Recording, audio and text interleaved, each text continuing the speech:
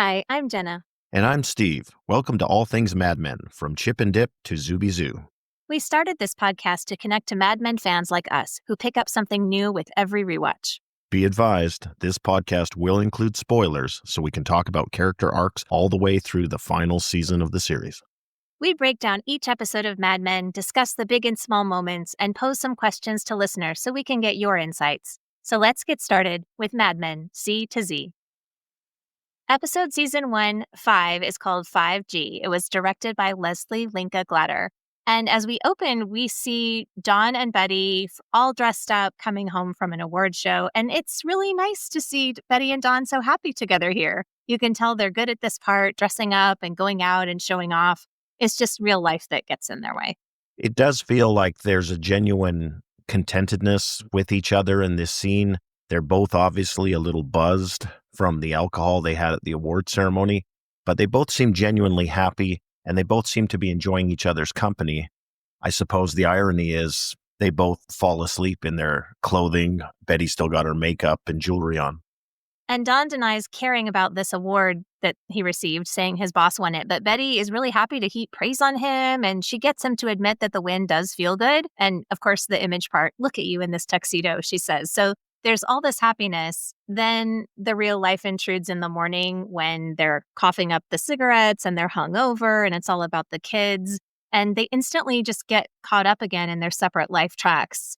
This award itself becomes a symbol of the brokenness. Dawn closes the bathroom door and there's a horseshoe on the award and it comes loose and spins upside down. So this shiny thing they brought home is not going to last.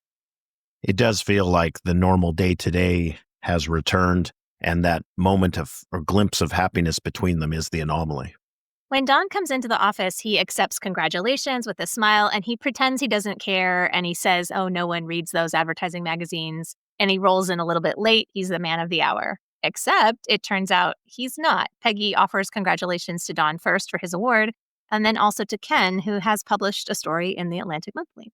It is interesting, this contrast between Don's award, or the firm's awards that they won in the business they're in, and then this almost competing award for Ken. It seems that this strikes everyone a bit more personally than the broader business award that they received. Yes, everyone can't help but be impressed, and simultaneously they're trying desperately not to show it. Although, and call out, here is our first instance of a thing like that from Pete. That'll be a line that stands out several more times throughout the series. It seems genuine, but it doesn't take long before the jealousy sprouts. They all seem even more disturbed when Ken starts describing his stories, his other ideas, and it's clear that he has some substance and plenty of ideas. It's not just a fluke. Previously, in a different episode, there was a moment when Don was talking about women wanting a cowboy, and Ken looked at him like it was an interesting idea, and Paul and Sal were just trying to salvage their specific campaign. Here, you see more evidence that Ken is an artist, in spite of all of Pete's claims about being an idea person. It's Ken who has ideas. And it seems that the essence of that, being a writer, being an artist, is the source of this jealousy or envy that we're picking up from the other characters. This is outside of the workplace, outside of the mission they're on in an ad agency, and it's something completely separate. Everyone seems to have a reaction to a greater extent than just merely shrugging it off or ignoring it. Yes, he's done something that matters, and they're not sure how much attention to give him for it. We then roll into a discussion about a bank client, Liberty Capital Savings, and the discussion revolves around what it's going to take to help drive new business at the bank. Dawn shoots down the initial ideas, saying that women aren't the decision makers who decide what bank is used or what services are obtained from the bank. And the discussion moves in the direction of, what is it that could drive additional sales? Is it something to do with the men, something private, something discretionary? Don comes up with this idea that a man needs a private account. Don names this idea Liberty Capital Executive Accounts. This idea earns Pete's approval, even though he and Don butted heads so strongly previously. So it's interesting that Pete is still willing to give him snaps for his good idea. And the concept is so sexist, and it feels like Don is helping to build a world that keeps empowering him to do whatever he wants, whenever he wants. And Pete and Paul are instantly on board. There's no thought that they're pushing something sneaky or damaging. This is an idea they can sell, just like cigarettes. I found it interesting because, as compelling as the idea obviously seems to be to the men in the room, I wonder if their respective wives or significant others were around, how their reaction would be different. In this safe space where they're just amongst themselves, they can see the allure, the appeal of this. And at the same time, it's such a stark contrast to the idea of there's these other people in their relationships who have a very strong interest in what's going on in terms of the banking or support they're getting in this way. They just instantly see the appeal of it. And as we get later in the episode, we'll see how it plays with the client themselves. First, Midge calls Dawn's office, and we get the idea that this is the first time this has happened. And she says it's Vic Spiderbeck calling. He was a jazz pianist, cornet player, and composer in the 1920s. And Dawn doesn't recognize the name that Midge uses when he calls. And this was a side note, but he doesn't seem too connected to music. And this might be one of the ways a self-taught person doesn't fit into this upper class or bohemian world, because music would be a really important focus for both of those other domains. Peggy's listening in to this talk between Dawn and Midge once he takes the call, and she seems somewhat surprised or shocked that there is this private talk going on, and it turns out this conversation has nothing to do with work.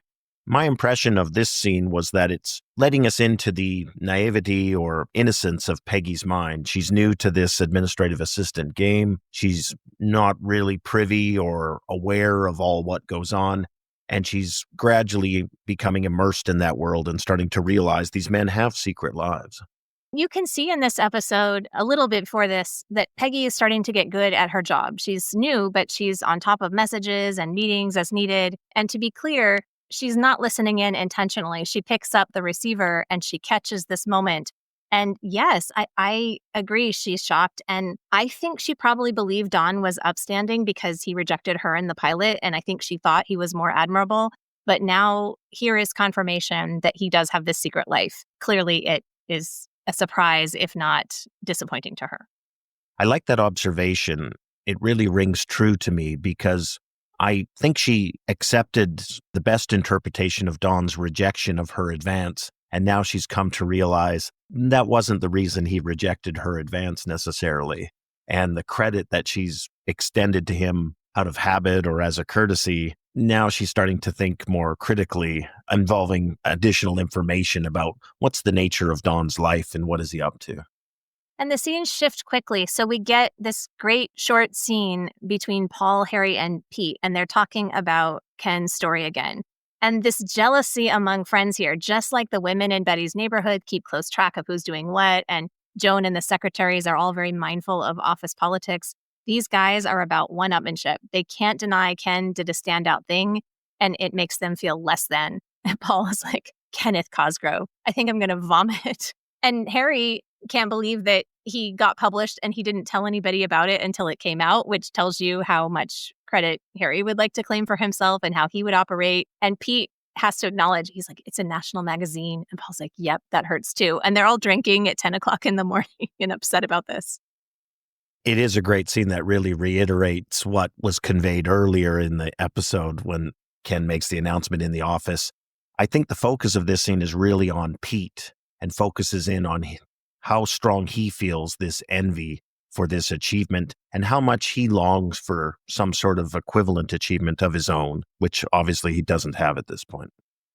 And Pete is more of a main character, but I don't think Paul feels it any less keenly, especially since he's a writer. I think he feels like, you're an account guy. You're not supposed to be doing this. Stay in your lane.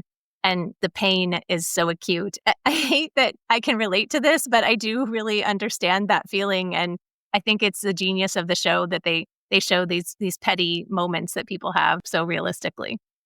We then cut to a scene with Dawn and Midge after they've finished their business at Midge's apartment.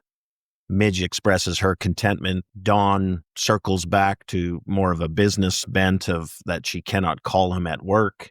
Midge feels hurt and a little jilted by Dawn switching back into work mode. She then talks a bit about the look he had on his face when she opened the door and how much she likes being Dawn's medicine. Yes, previously you talked about Midge calling the shots in this relationship, but I think here it does seem like she's not as casual as she tried to pretend in previous episodes. And it's not that she doesn't have other men in her life, but She does seem to want more from him, or at least to be able to contact him when she wants to see him. But he wants her to stay in her bubble, away from his home life, certainly, and also away from work, so he can show up whenever he wants. But she just has to wait around for that to happen. I was seeing it as a bit of a power game between the two of them. They each set particular limits on the relationship, and they each seem to chafe at the limits the other has set on them, depending on the time or the place. I agree with your point. In this particular scene, it appears that Midge is the one chafing at the limits Dawn is setting on it. And I think it conveys to us as the viewer that this relationship is stuck or frozen at a certain place and level. And I think it raises the question, what's the future of this relationship? Where can it go from here? Yeah, she has this line, "You waited until you were done to make me feel bad about the phone call." And to your point, when she says, "I like being your medicine," that's just not enough for anyone to sustain a relationship with. I also felt it was an insight into Don's character, given that he so often seems troubled, worried, unable to relax. Yet in this scene, Midge points out an example of something that does seem to make him very happy, feel pleasure, relax. And these are all very non-Don Draper emotions, at least for the most part throughout the series. This is a very discrete, separate part of his life. He certainly likes to keep his life in separate, secret boxes. When we get into the next scene that shows Pete and Trudy in bed, and shout out to Janie Bryant, costume designer. I don't know how we've gotten to the 5th episode without talking about Janie Bryant, who does fabulous work throughout the whole show. Pete is wearing these pajamas with a white shirt under them, and they look so childish. It's a gray pattern, but they might as well have trains on them. So it's just such a funny look that they have. The scene is really funny, too, because Trudy has just read a story that Pete wrote, and she says, "I think it seems strange, too modern. I just think it's odd that the bear is talking," which is a great Mad Men line. Then Pete explains to her what the story really means, and he wants her to use her connections with an X to get that story published, too. And the interesting wrinkle here is that the connection is this ex of Trudy, and Pete is basically pushing her to use her wiles to support Pete's dream of being published. And he's putting a lot of pressure on Trudy. She tries to push back. She resists it. The gentleman is Charlie. But Pete's insistent. He sees this almost as a test for Trudy to demonstrate her commitment to his success and her support for him. Now she has an opportunity to help him, and he's very insistent that she do everything in her power to deliver what he wants here. It's all about connections for Pete. I'm a little surprised that he has a story in a drawer at all. The jealousy about Ken's success feels very on brand for Pete, but not sitting alone inventing fiction. I mean, he's the guy who wants his name on the cover, but he doesn't really want to do the actual writing, I wouldn't think. And Trudy calls him out. You don't want to be a writer. And his answer is really weak. It's just, okay, Ken is going to be known for something good, and he has fear of missing out here. And I agree with your point that Pete is pushing really hard to send Trudy to Charlie Fittich, because she says, and we can believe her, that he was so upset when Pete found out that this guy was her first. And it really feels like the value that Pete placed on Trudy since he was coming back from his honeymoon, then he was determined to turn over a new leaf. It seemed like that value has slipped considerably. Yes, the vibe I get is that Trudy is back to being a means to an end. And Pete has set aside any concerns or jealousy about Charlie Fittich and is purely focused on what he wants in the moment and how Trudy can help him in that. And any consideration of that dynamic between Trudy and Charlie is set aside and just not given any weight in Pete's mind, which I think says a lot about Pete's values and where Trudy sits in Pete's value chain. It really is disappointing and hurtful to see it. And you can see she doesn't want to do it, but she agrees. When Dawn comes back to the office the next morning and greets Peggy, she doesn't say good morning. So he sort of corrects her like good morning. So we get the sense that she is still reeling a little bit from this thing that she knows about him, which is that he's cheating on his wife. And he's late for a traffic meeting. So he's late a couple days in a row. And as he gets in, Roger is talking about Ken's story too. And he has this good line. He says, "It's not to my taste, but I think it shows uncanny understanding of what most people like." I love that with the show, you see all the different types of jealousy and response to it, and not just the story itself. And the jealousy isn't isolated to just the writers. These account men are just as bad. And I'm kind of surprised Don isn't more put out about this. Maybe he would be if he weren't so distracted by some other things going on in the episode. That's a great observation because Don really doesn't express much in the way of any jealousy or thought at all about Ken.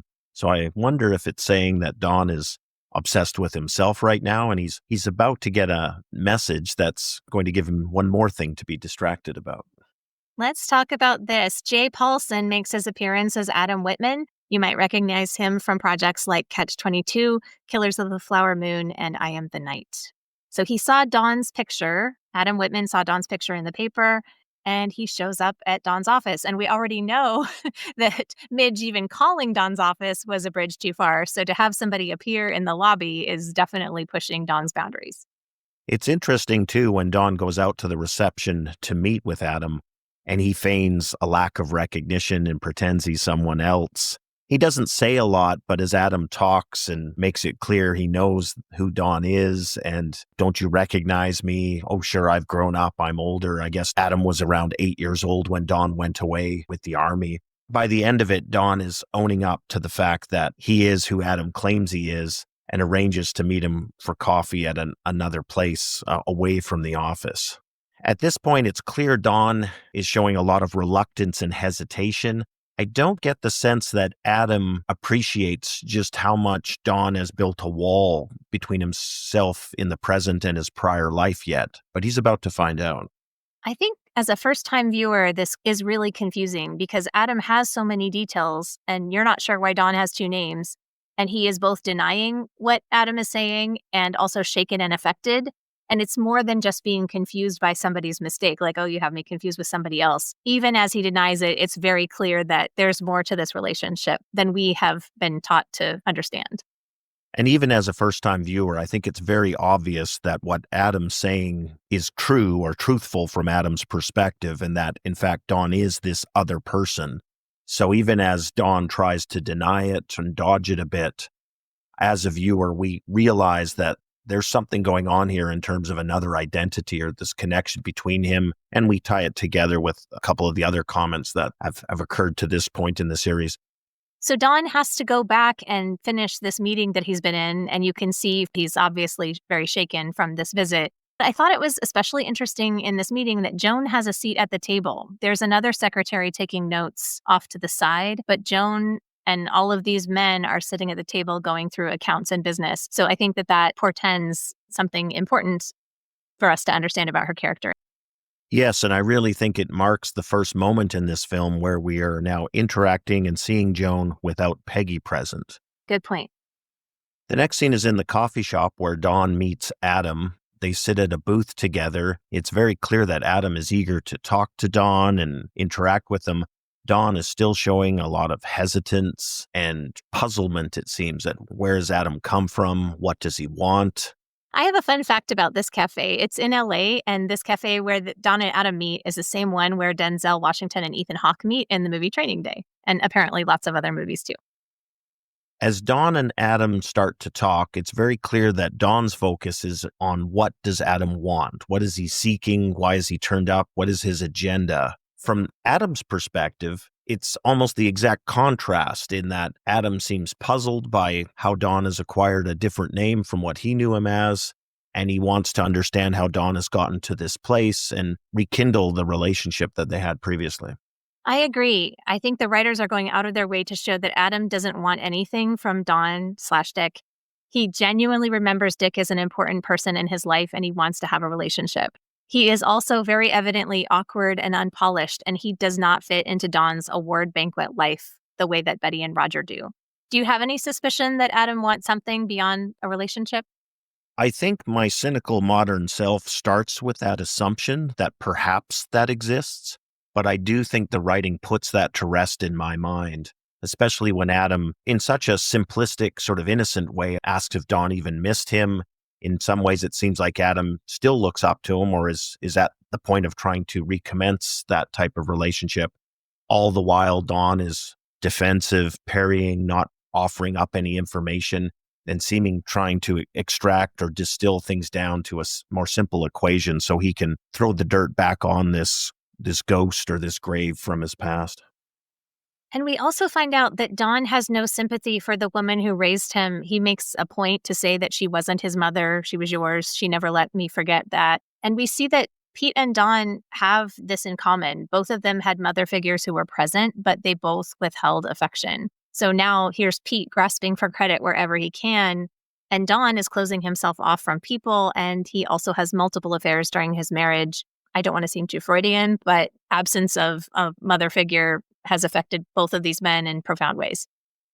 I also got a sense of Adam's loneliness at this point in his life, talking about these figures from the past that they shared who are now dead. It starts to make me think that that's Adam's motivation here. He's alone in the world, and Dawn is this connection to a world that's past now for Adam, and he can rekindle it and bring it back. I agree. I get the sense that he is genuine, he is reaching out, and he wants to know his big brother again, and I really feel like it's as simple as that. The next scene cuts to Trudy meeting with Charlie in his office. There's clearly tension. Charlie mentions enjoying the story. It's such an awkward scene because Trudy is all dolled up and she's doing everything she's supposed to in terms of being charming and, oh, isn't it nice? We can pretend to be old friends. And very quickly, he says, I miss being with you. And she says, oh, that's very sweet to hear.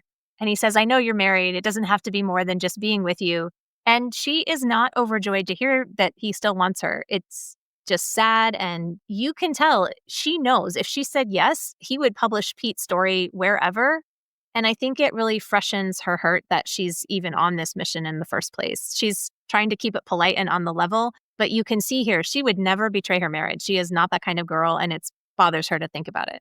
And it's, again, such a huge contrast with the way most of the men, or even all the men, have behaved to this point, at least in so much as we've gotten into their private lives. At first, I'm wondering if Charlie still has any interest in Trudy.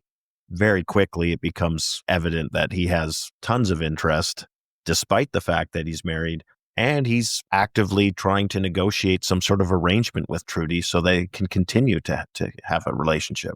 It's like when you step foot inside Manhattan, something just happens to your brain. It is a bad look for the men so far in this series. I keep wondering who looks the best to this point. I think I'm going to say it's Roger, but we're going to find out some things about Roger in the very near future. So it's ironic that of the named characters who have had much to say, he's looking the best at this point. Remember, Mad Men doesn't let you have any heroes. Everybody's going to let you down in one way or another. That's the genius and the beauty of it and the pain of it. We get this next really delicious scene with Peggy visibly uncomfortable. So Betty comes to the office with the kids. She has an appointment. Unlike Trudy, she would never just show up. So Betty's here, but Dawn isn't. You can see Peggy smiling. Oh, it's so nice to finally meet you. And she gets them into the office. And she starts to go one way and then the other way because this is an emergency. We know that Dawn is meeting with Adam, but Peggy thinks that he's out meeting with another woman and she's not sure how to handle it. And she goes and finds Joan and leads her physically away from the conversation Joan is having to have this panic moment to ask Joan for advice. It's interesting how Joan exploits the situation because there's obviously some juicy secret about Dawn, which Joan proceeds to extract from Peggy. In return for giving her some rather straightforward advice, Peggy says, oh, I could have thought of that myself in hindsight. And now Peggy realizes she has failed to keep the confidence of Dawn, albeit it's not an especially honorable confidence, but she's failed in keeping that privacy. Joan is now aware of it. And again, this feels like the seasoning of Peggy in terms of this role in the office and how she's got to manage the secrets of the executive she's the admin assistant for, how there are other forces in the office that are sniffing out for information that can be useful to them. And then she's also trying to balance other stakeholders such as Betty and the children who've shown up at a time when Peggy doesn't know where Dawn is, yet assumes he's up to no good wherever he is. And Peggy immediately regrets that she said anything to Joan in the first place. And it seems like such a genuine moment when you're trying to fix a problem and then you say something you wish you hadn't said and now you don't control the consequences. So it's such a great capture of office politics and how Joan loves information, but she also can't resist telling Peggy she was wrong to share it. And again, it's another peek into a fuller character of Joan. What motivates her, what she's interested in, and what role she may be playing in the office. The curtains are now coming open so that we can see this Joan character. And she does give Peggy helpful advice that Peggy realizes she probably would have gotten to a few beats later, even if she hadn't asked. But she also is judging her for asking in the first place. I did like the humor of Joan criticizing Peggy for telling her something she shouldn't have. When Joan solicited that information in return for the assistance which Peggy had requested and justifiably requested from a purely professional sense. It's an amusing peek at the double standard that Joan operates with. The scene shifts back to the diner where Don and Adam are continuing this conversation. And as you mentioned before, Don is being very vague with his answers, but the question, do you have a wife, kids? That's the question that prompts him to say, I'm going to go. So this idea of blending his old world and his new one is so threatening to him. And it's so hard to imagine Betty having Adam over for dinner. But it does also seem ridiculous how much Don is overreacting. It doesn't feel like he has anything against Adam. It seems like they had a good relationship with him growing up, even though he was older and they had different parents. Even more than the way Adam could threaten his present and future, the major sin is that Adam reminds Don of the past he's worked so hard to leave behind. That's a key point here. The demon that's chasing Don here is his past. And it is not that Adam has anything inherently bad about him or intends to pose any threat to Don. It's what Adam represents that's the problem here. And Don is on the ramparts, ensuring that never will the past merge with his present. And he is not going to equip Adam with any information that could be used to stir the two together. Adam, I think, is finding it difficult to comprehend this break and this rigor with which Don is seeking to keep the door shut here and is adamant that it will never come to pass again. And Don continues to go back and forth. Okay, let me buy your lunch. And Adam says fairly, you didn't even eat anything. And then when he stands up, he says, I'm not going to buy your lunch because this never happened. And this mindset of this never happened from Don is another thing that's going to repeat later in the series.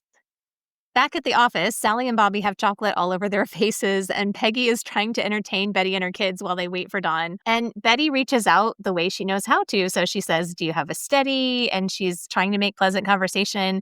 And Betty makes this interesting conspiratorial comment about, don't you just hate it when Don runs his mouth on? And Peggy can't possibly join in something like that. So it's another example of Betty trying to connect and find friendship in a place where it doesn't work. And she realizes it immediately. And then she says this painfully true, sad thing. You probably know more about him than I do, which we, of course, understand is true. It is true, and in the most awful way possible. Don comes back to the office, and Peggy immediately apologizes to him for not reminding him about the portrait photography. Don immediately says that's okay, not to worry about it. So it's clear that they're both trying to extricate themselves from a situation that they really don't want to get into in any greater detail, at least not in front of people like Betty. I thought it was pretty generous of Don, well, generous of Peggy too, depending on how where you stand on Peggy keeping her job versus being loyal to Betty. But Peggy's taken the fall for Don, and he takes a second to say, don't worry about it to her, which is relatively generous and thoughtful for Don to think about her feelings because he's in the middle of all this Adam stuff, which has clearly shocked him and rocked his world. I wouldn't go so far as to Don being generous there. My take was he has good reasons to let this pass and not make a scene or provoke any additional comment or discussion. I also was amused by Peggy using Joan's advice of apologizing that she was forgetful, when in fact she didn't forget anything here. He hadn't told her where he was going and he took off. Yes, she fell on the sword, and he's at least offering her thanks for staying complicit in his many secrets. I love the next scene because it cuts to Betty and the neighbor friend looking at the portraits together. Betty's critical of them, saying they'll need to take them again. As the camera zooms in on the portrait, Don has this, I don't even know how you'd describe the look on his face, this sort of puzzled, distracted, non-smiling look, which, given that we know what's going on in Don's life at this moment, makes it all the more hilarious that it appears in the portrait. It's like a passport photo. It's terrible. A bad passport photo, absolutely. Yes. And when you see Betty sharing with Francine, this seems like a real friendship. They talk pretty openly. And when I first watched the show and heard Betty make that comment about not getting the royal treatment when she goes to Don's office, I thought it was a dig at Peggy. And Peggy was doing her best. I mean, she probably paid for those Hershey bars herself, which is a bigger cost for Peggy for sure. And she gave up her lunch to entertain them and she did her best. But then I thought about Pete being so proud to introduce Trudy around the office. And Don isn't that way. He arrives and it's all business. It's not affection or pleasure. And Betty and Francine, in their discussion about their husbands in Manhattan, they allude to this. And this is uncomfortable, but they are talking about this real thing about going to the office. And Francine says, all that Manhattan talk, it's all like another language. And they say our husbands are better out here. And it's understood that the husbands walk in two different worlds, except in Don's case, he has a few extras. When they said they're better out here, they meant they're better at home or better in the office? Oh, better out in Austining at home. Better out in their homes. The next scene has us in a pitch meeting as the team is presenting to Liberty Capital Bank. Pete tees up Don, but Don hands the baton to Paul, who then intros the private account. The male representative of Liberty Capital jumps on it. The client laughs and says clients are already doing this. And it seems once again that the men have all with a wink and a nod identified something that will have appeal to the decision makers, help drive additional business for the bank. The client loves the idea. And we see this solidarity between the admin and the client. And there are no women in this meeting. And at the end of the meeting, they talk about it being better than another calendar, which is one of the giveaways that have traditionally been used to try and attract people into the bank to open additional accounts. And when we see Ken talking to the office ladies describing his ideas for novels, he is so happy to have the attention. So it's not that he doesn't want attention as much as the next guy. He didn't write the story so he could show off to the secretaries, but he'll take the benefit. And Paul has had enough. He rips the story from the magazine in front of everybody to, quote, give to his girlfriend. And it's so petty and rude. And Ken is like, hey. And he said, well, you said you had 50 copies. And he goes, it's on every newsstand in town. And that just doesn't help. And it makes Paul even more mad. And he stalks away after waving at the women. Paul's angst has just boiled over here with jealousy. It is an amusing scene at just the amount of emotion Paul has and how it bubbles out in front of everybody. The ladies are giggling as all this occurs. Ken's obviously unhappy with it. And again, it feels like another scene where the men are behaving badly. As much as they're trying to impress, they get in their own way and drag themselves down with their own bad behavior. When Don leaves the office and says he's going home, you get the idea that now every time he walks out, Peggy suspects he's going to see his mistress. He's out and Joan comes over to Peggy and she says definitively Don has ignored her, so we know that they've never been a couple. And they have this discussion where Peggy says, I thought he was different. Joan spells out, that's his private life, private, just like this Liberty Capital account is saying too. That's just the way it is. Let's monetize it. And Joan says, that's the way it is. So keep his record clean. It's how they are. It's why we love them. And Peggy says, I don't love him. And Joan basically is like, you don't need to, but you need to keep his secrets. Joan also says, in response to Peggy saying the job is odd, Joan says, the job is the best. I think the audience has to agree with Peggy that the job is odd. It's a lot more than messages and phone calls, and she has to be very astute about Don's private needs without acknowledging that there are any secrets. And Joan's response, it's the best. We know from the pilot that Joan's goal is to marry someone rich and end up in the country in a house, but she also really enjoys her office life and all that intrigue that Peggy finds unsettling. So we're always being shown the contrast between Joan and Peggy. We roll into a fun scene where Paul seems to have come to his senses and realized how poorly he behaved earlier. He apologizes to Kenny. Kenny's not really having any of it. Kenny responds, you lost, making it clear who's come out tops in this round. Ken won't spend any energy accepting that apology or making him feel better, and Paul is just standing there with nothing. Again, that's another little piece of his trajectory. Let's go back to Pete and Trudy's house at the dinner table. Trudy updates Pete on how things have gone with Charlie, and it turns out that Charlie has actually visited Trudy in the apartment earlier that afternoon. I inferred from that something had gone on in the apartment. What did you think? Oh, I don't think so. I think Trudy made it pretty clear that she wasn't having any of that. And I don't know what the purpose would be for him to visit in person, but maybe just to try again on his part. Trudy's information is that Pete can be published in Boy's Life magazine and he'll have to pay a $40 fee. So it's not the acclaim he was hoping for. And he blames Trudy for not wanting good things for him when she went to the effort of having that uncomfortable meeting in the first place. But you think that something did transpire between them? I don't, simply because of the outcome of Boy's life and having to pay the fee. And I interpreted Pete's comments afterwards, where he talks about you won't do everything you can to help me succeed, as really being him criticizing that had she gone further or done more, he could have been published in a more reputable magazine. Yeah, she says, I could have gotten you in the New Yorker if I wanted to. And he says, so why didn't you? And she says, well, why would you do that to me? They finish dinner silently and they have their dream apartment. They have nice clothes and food. But Pete's ambition is so gaping and he always wants more. His want is destroying what he has in front of him. It's a very bad look for Pete after he had a few good looks in previous episodes. So I'm back to hating on Pete. He's making it easy.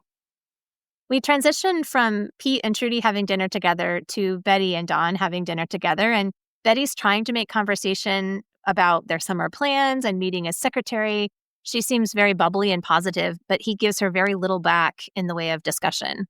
He seems very distracted, which makes sense because we know what's going on, particularly with Adam. Additionally, I loved the way the shot was so similar and derived from the exact same perspective between Trudy and Pete and then to Betty and Dawn. And I think it really shows that parallel world that they're living in at this point. Dawn doesn't shoot down Betty's dreams and wishes for the summer so much as he just seems distracted and he's not giving them due attention or consideration, getting back to this neglect of Betty and her needs and happiness. So he says he might have to go to the office, and in his home study, he burns a photo of him with Adam on the farm, and then he decides he's going to go meet Adam in apartment 5G. He unlocks his office desk at home and takes something out and puts it in a briefcase. As he arrives at Adam's apartment and they start to talk, we realize that he's brought $5,000 in cash as a payoff for Adam and asks him to take the payoff and then leave him alone forevermore. My life only goes one direction, forward. And of course, this is a huge theme for Don's character in the show. He runs away from his past, and this is a standout example of it. Did you think when he opened the drawer and put something in his briefcase, did you think it was a weapon, or what did you expect it to be? I wouldn't have been surprised if it was a pistol or something like that, but I wonder if I've just seen too many action movies. I think it is designed to make us suspect that just based on common tropes, but we'll see too. Don's solution is to buy his way out of problems, and that's what he's trying to do here. I enjoyed Adam's comment about how Don must be important and that Don isn't soft like Uncle Mac used to say. You see both the pain and the resentment that he was subjected to a comment like that in his past, and also his resolution and determination and the fundamental truth of it. No, Don isn't soft. We're getting so many details about what his life would have been if he had not become Don Draper and stayed Dick Whitman. And Adam is trying to reach out to him. And Don is putting up the wall and he says, "You got to stop that kind of talk. This isn't so hard." And you think it really doesn't have to be. But Don is in his own way, just like Pete is. And for both of them, their wives represent their success in the world, but they spend their time and energy on other people. I was thinking if Don can sneak around to see Midge, then Adam could be another secret he sneaks around to see, but he just can't make himself face it, so he runs. I don't think he sees that connection to Adam as being a possibility, which is odd for somebody who has multiple affairs and sneaks around all the time. But just his choice of words when Adam asks him, "Where will I go?" and Don says, "Make your own life. I have too much here." It really seems to emphasize that for Don, it's an either-or situation. He's not going to surrender or endanger what he has now, today, going forward. So he has to have this hard cutoff in his mind, and this is why he's going to shut Adam out of it. And he doesn't seem to take joy in what he has. I have too much here. But then he goes home to Betty and she's talking about their summer plans and he's trying to invest in the status quo, but it's not giving him joy.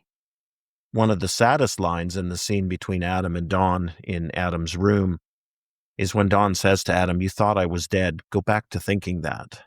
And this is the exact opposite of what Adam's seeking. Dawn is this last vestige of a life and a family that Adam once had, and now he's being cut away from it, not by choice of Adam, but by the determined decision of Dawn.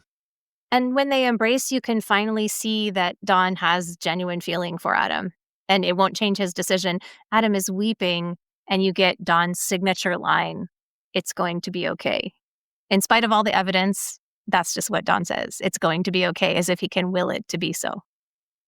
And I think he's really got nothing better he can say at this point because he's not going to do anything to make it better. So all he can do is offer sort of the hollow reassurance. The closing song to this episode is Mad Men Suite by David Carbonara, an instrumental, and it's very haunting. This episode is really a bit dark. It's been about different worlds bumping up against each other. So Betty bringing kids to the office, Adam versus Don, Trudy's ex at Pete's behest, Ken's writing on the side, which is not his office job, and then the Midge Bohemian world with Don's Madison Avenue life. And of course, Peggy becoming complicit with Don in terms of secret keeping. So there's all this darkness forcing people to face their secrets and unsavory truths about their marriages and their past and their ambitions. I think it's extremely dark. And if I try and think about the points of light in this episode, I have Kenny getting published, but that elicits a bunch of jealousy and bad behavior and angst amongst all of his peers. And then the other flash of light is Adam's joy at connecting with Dick Whitman after all these years and seemingly recovering a piece of a family he once had, only to have that light snuffed out by the end of the episode. And if we go beyond that, I don't really see any other glimmers of genuine joy or happiness. It's just various moments of misery, dissatisfaction, hollowness, distraction, jealousy, you name it, and cutting across all our characters, or at least all the characters that we spend time with to this point in the series. As a rewatcher, I don't have that curiosity anymore about how Dick Whitman became Don Draper. But what I see is a missed opportunity, how Don could have been facing his demons and how much unhappiness he could have avoided and avoid inflicting if he had made a different choice with Adam here.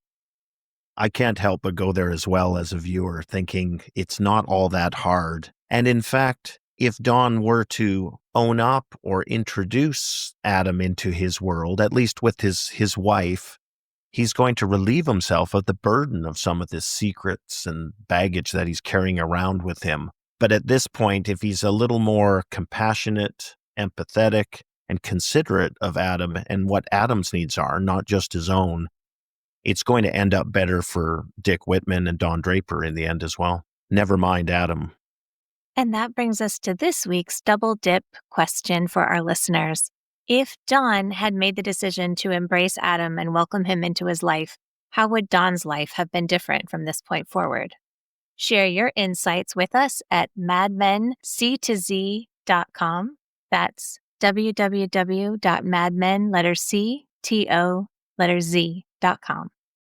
That's it for this episode of All Things Mad Men, from Chip and Dip to Zooby Zoo. Visit our website, madmenctozcom, to vote for your favorite sterling lines and to share your opinions on our double dip questions for each episode.